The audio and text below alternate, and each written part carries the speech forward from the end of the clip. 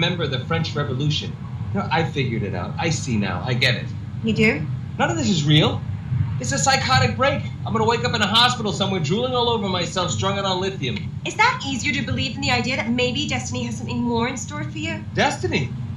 Where I come from, we got bills to pay, rent to make, all right? Nobody's got time for destiny. That's a shame.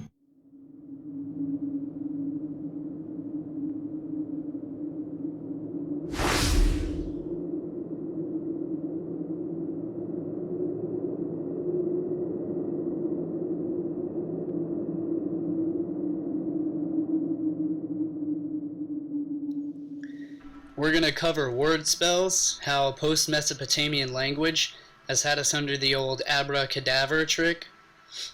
Hast thou fallen for the eldest trick in the scroll? How do I even begin? Is it by telling you about how we've been unwittingly cast into the mold of ancient spells, of our modern spelling?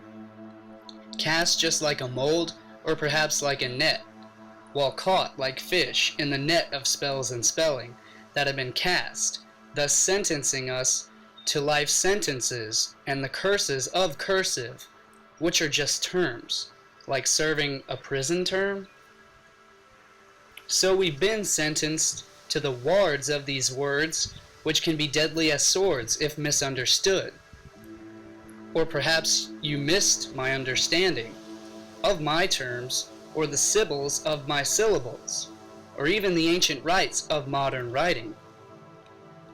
We languish in our languid language in anguish ever since the ancient times of the English Angus, and the phony phonetic phonics of the ancient Phoenician Phoenix.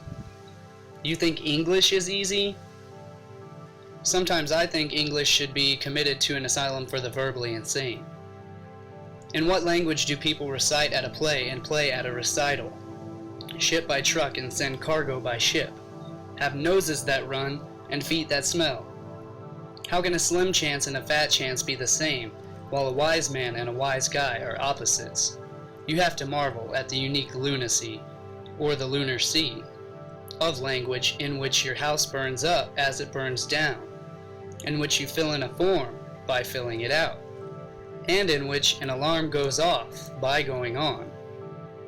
English was created by the ancient Phoenician phonics of the Phony Phoenician Phoenix, and it reflects the creativity and cunning genius of the human race, in which of course isn't a race at all, unless you're just another rat caught in the daily maze of the rat race of this human race against one another.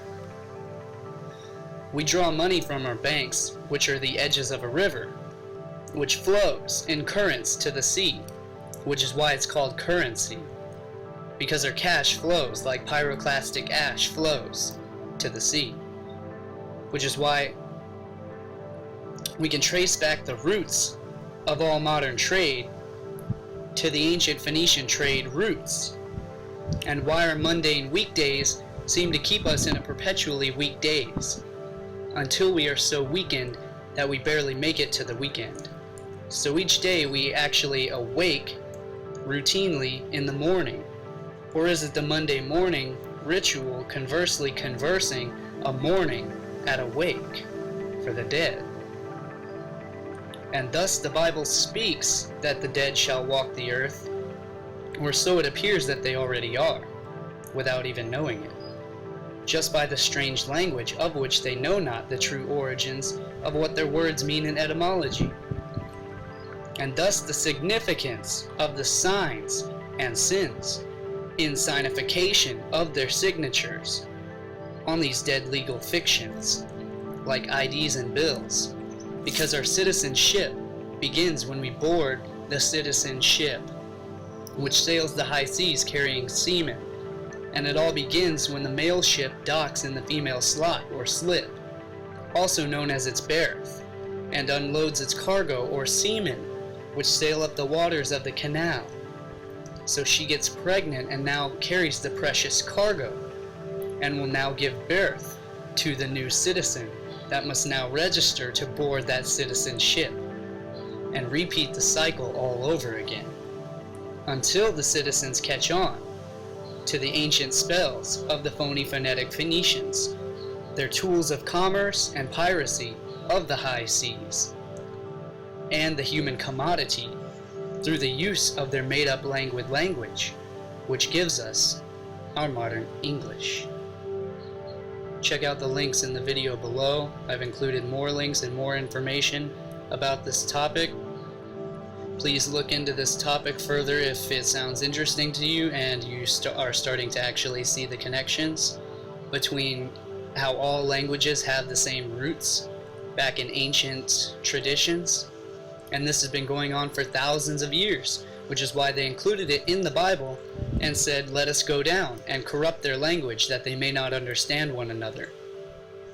So that's how it's been done for thousands of years. I'm not the one doing it right now. I'm just showing you how it's been done so that you can actually see the connections between these words that we would deem as homophones, which they're homophones, which come from the Phony Phoenician phonetics of phonics and how words sound, because that's the magic in it. That's where the magic comes in. Because if you don't see the connections and you're lost in the scholarly dictionary rather than the esoteric dictionaries that hide the true meanings in the way it sounds, so that you'll pass it off as just coincidence and you won't look deeper into where these words come from and what they actually mean. Like how Paleo-Hebrew alphabet, or the alphabet, became the Greek alphabet and then became the modern English alphabet. So that is where this modern English language comes from, which is used to control commerce over the seas, and thus the banking system, and thus keep us in ignorance of how it's all connected. So thank you for your time. I appreciate you watching this video. Please feel free to share it. Please share this information and the links below. Please research further into this topic. I will include you more resources if you need those to get started into how this language, words, spells, and spelling has been going on, and how it's abracadabra. I create what I speak. And I'll close with a quote from Philip K. Dick. The basic tool for the manipulation of reality is the manipulation of words. If you can control the meaning of words, you can control the people who must use the words. And this has also been going on for thousands of years in slavery. How if a slave master can control and corrupt the slave's language, their true language, that they will no longer understand the terms that the master is using, so that they could actually be free. And so this is how the master uses control to keep the population subservient to the master. And this has been going on for thousands of years and still is, through our modern language and through our court system and through commerce. Because the English language is also known as legalese. It's the language spoken in all major modern court systems because it's used for control, because people don't know how the language is used and what it means. And I've included some more links for you to understand how it's been happening and how it continues to this day without our understanding. For example, like the word Christ. It's a common misunderstood term because no one understands the etymology of where it comes from, which the word Christ comes from the etymological roots of ancient Greek, Christos, which is oil, and chrism, which is milk, cream, or oil. It's the sacred fluid. It's the secretion of the consecration when we get anointed with the sacred fluid. And this is why you must get down on your knees to be anointed with the sacred secretion of the consecration of the sacred fluid, which is the sacred cream or milk or chrism, Christos, which is why today we have our Crisco oil, because the Christ is the chrism, it's the oil of the cerebrospinal system, the cerebrospinal fluid, which contains an oil-like substance. And so that's what the Christ is. The Christ is the chrism within. It's the oil. It's everything but what we've been told that it is, what our common concept of what these definitions mean.